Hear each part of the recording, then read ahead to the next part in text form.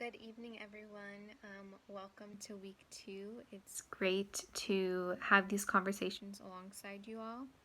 So going straight into the prompt, I'm going to be answering the first prompt, and that relates to the definition of leadership and how might that change given the rapid social change and changing population demographics. And so based on the reading, some things that I pulled out from it were how the context of leadership will be changing and what demands from these new rapid social changing uh, climates will have on leadership studies. And so, because of the diverse workforce that we are experiencing and the diverse clientele, it's only getting greater now, and there's more barriers that are being broken by race, gender, etc. And so being able to head start that research and that development of leadership studies is going to be really important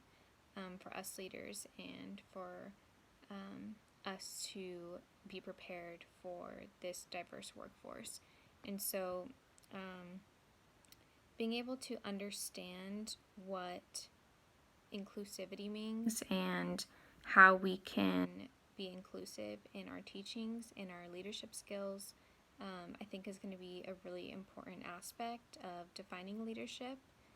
Some more things that I pulled out from the text are relating to theories and models. And so the text kind of shows that there is going to be a demand now for these things.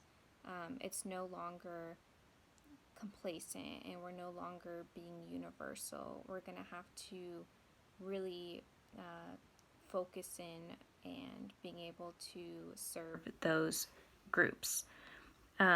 So not only being prepared to serve complex situations, diverse workforce, communities,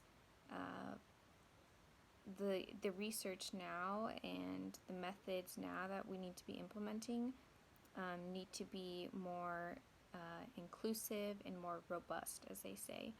And so I think the main takeaway here is that we're no longer leading in the style of conformity or leading in the style that one method can accomplish or fulfill all.